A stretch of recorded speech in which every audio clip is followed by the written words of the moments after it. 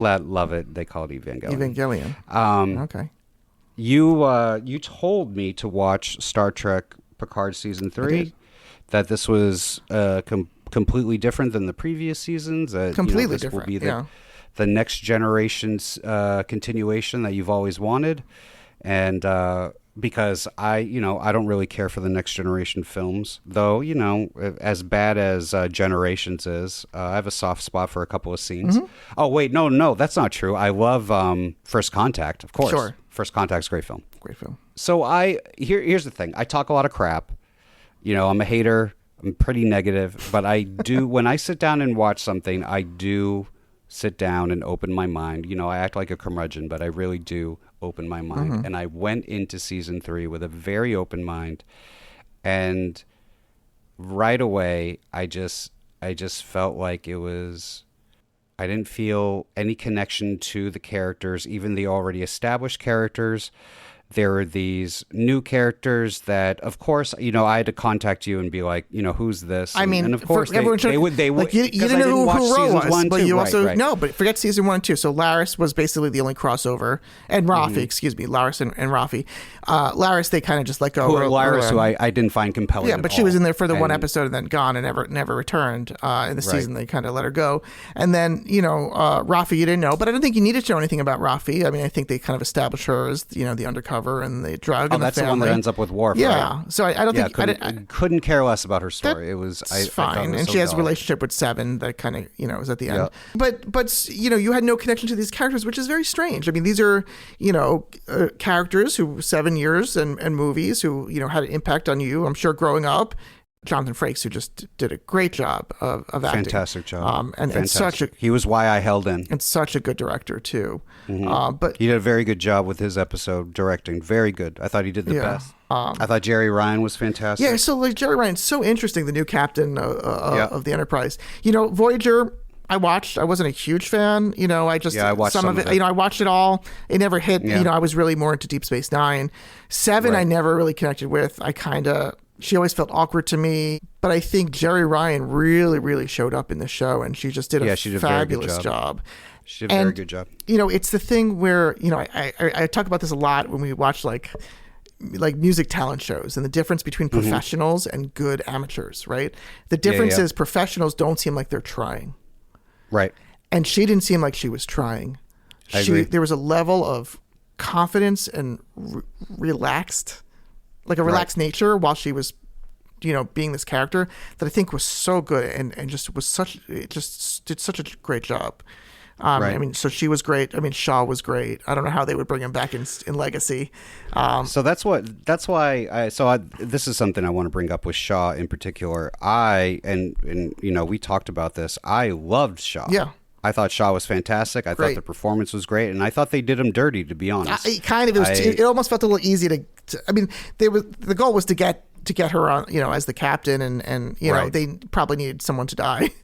Yeah, but they could have found another way. It's funny. He's like, it's yours now, 7 of 9. I saw someone trying to justify. Oh man, I wrote this down somewhere. Trying to justify that she was like the 7th captain of the 9th ship. Doesn't quite work.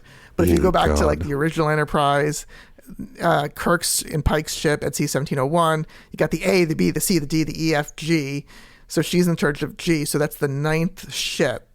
Not quite the 7th captain. So she's 7 on the 9th, like the letter G, Enterprise. If you also include the NX-01 Enterprise ship, it's the 9th Enterprise that we've seen. All of that you just said bored the hell out of me, like completely. I think, so for season 3, so like if in a perfect world for you, like what would you want? You said you wanted it small with Picard, but with the Next Generation cast back, what would you want? Well, maybe this would have been boring for people, but I really liked the idea, and we talked about this at length when the episode aired, or a few weeks afterwards. I really liked how Shaw called out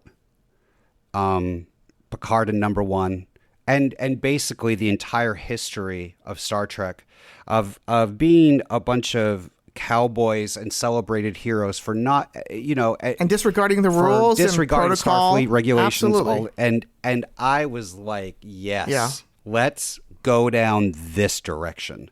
Let's force them into a box and see how they can either survive or make things work, or let's see them fall. I know this sounds boring, but I thought it would have been such rich ground for character development.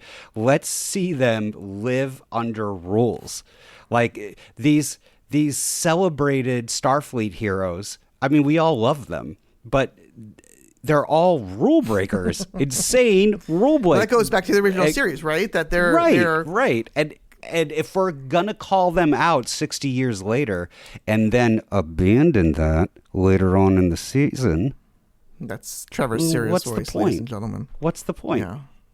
Yeah. In the end, it was the cowboy nonsense and I was like, what? Well, then what was the point of talking about that in the beginning? Like, if you're just going to rely on it again. What I love is, Terry Matalas, like, he was a co-showrunner on season 2, but season 3 was all his. And, he comes at it from a fan. He worked on it, as an associate, assistant, I think, early on Voyager. So he really came at it from a fan perspective, which, as you know, I appreciate. It's not always the people who write these shows aren't always fans of the shows, and they don't have it in grade. I feel like this season... Have you seen what fandom has done in the last 6 years? Being a fan is not a great thing. Come on, that's an over exaggeration. That's it isn't. That's toxic fandom and online Twitter. The Spider-Verse, the new Spider-Verse movie directly comments on this. It's great. Well, here's the thing that I ultimately loved. Like, I had very few issues with the season. I thought it was too much waiting. It was like, by the end, it's like, okay, the first 8 episodes were just a prelude to the last 2 episodes. That was really a Star Trek Next Generation finale movie, which I got. Mm-hmm. So my only biggest issue was like, who is Jack's father? Why are they after Jack? Went on for like way too long. That's my one big gripe about it. But for me, I love that it was a nostalgic show, like, and it wrapped up the series again. I think All Good Things was a great series finale for Next Generation, but there was still so much life in those characters, and I think they did such a good job, like, revisiting that universe without, making it, with still making something new, and still having the characters grow, and still having an exciting story. I think the problem with Star Trek, the problem with Star Wars, both, with Lucas and then Disney, and the problem with like a lot of genre shows, and even non-genre shows probably, is that everyone is obsessed with prequels. They're all obsessed with going back in time in some storyline and explaining some event that happened. No, because there was Enterprise. Like, this is all turn of the century. There was Enterprise. There's the Star Wars prequels. There's Discovery until it jumped the shark and went to the future, which is actually better, but it's strange. There's Strange New Worlds now, I think, is the exception, that it actually works. And I think that's solely because of Anson Mount. I mean, he got that show based on him guest starring on Discovery, and he was so good that everyone demanded he get a show. And I think he makes that show work. And it's fun. And it's like watching the original Star Trek again. I want to state for the record that I thought Strange New Worlds, it was in my top 10 best TV shows last year. I thought it was excellent. I only watched it because you told me to, and I had no interest. And I started watching it and was like, oh my gosh, this show is excellent. It's well crafted. It looks great. The cast is fun. Top to bottom, fantastic. And it feels like watching the original Star Trek. It feels like what that must have felt like, in a way. The scripts are far better. And that's what was killing me about Picard season 3. I know that they're not the same show, but I thought the productions with Strange New Worlds had like turned a corner, and I just assumed that Picard would have this kind of vision. But I think Picard, it did because it was a familiar landscape that was a little bit more modern, a little bit more new, but still lived in that same century, in that same technology, right? And it couldn't be so advanced that it didn't belong in the Next Generation world. It just needed to be like just a little further ahead, where Strange New Worlds can kind of do whatever it wants. Right. But going back to this whole sort of like prequel thing, right? Like, right, fans, right? Talking as a fan, like, we love to dive into the history of like some event and some stories. And Strange New Worlds, like, they added to like the history of the Gorn. They made the Gorn so scary and interesting, right? With that horror episode, I thought was fantastic. But most of the time, prequels, right? Think about Star Wars or whatever. Like, it pulls in some thread to, like, tell you a story about something that happened in the past of the storyline. But the stakes are so low because you know what happens in the future. So, like, it's almost like, who cares what happens to these people in the past of the storyline? Like, it just, there's something that's constantly missing. You know, we're in a new stage of storytelling where world building rules, and that's fine. I understand things change. I'm not going to be one of those people that, you know, it's terrible, it should go away. Things evolve, things change. The days of the auteur are behind us right now, and it's the time of the screenwriter who keeps, you know, all the pieces in place and just keeps making the picture wider and wider and wider. The problem is that but I don't think that was the case. That wasn't the case. That wasn't the case. Everybody's obsessed with canon. I don't think it has anything to do with prequels. I think it has to do with canon. Well, hold on. And you can say that something happened, but now we want to go see it happen. And I agree. Who cares about seeing what happened in the past? But I'm saying, and that would be fine if you gave us new stories of something that we've never seen before. But I think we did get something. We can't have that. We did. I think what Picard season. Maybe I'm more looking at Star Wars and Star Trek. I agree, because that's the one. It's the elephant in the room in a way. But Picard season 3 it had like the nods and the winks to like the past stuff, and indulged the fans in that everything. Even going in at the end, Riker saying, "I missed that voice" to Majel Barrett's computer voice. It had a ton of those Easter eggs and all those parts to it. But you're saying you want the new story, right? Yes, the Borg was in this. Yes, the Dominion was in this, or the Changelings were in this from Deep Space Nine, which I loved. But the stakes, we didn't know what was going to happen. We didn't know who was going to die. We didn't know who was going to end up with who. We didn't know who was going to get past their trauma and all that stuff. Yeah, it was still a big unknown how it was going to get resolved. And I think that feels fresh to me. You know, I saw a bunch of call-outs, you know, for fans, a bunch of things that were all just set up to make for people to make memes. But it was a grown-up. Tell me that it wasn't in a grown-up version of Next Generation. Next Generation still, for the most part, aged well. It felt like a slightly more mature version of it completely. No, I didn't feel that. But here's the kicker, Trevor. Let me pitch you on something. The number one reason why I think season 3 was ultimately successful. Don't hate me.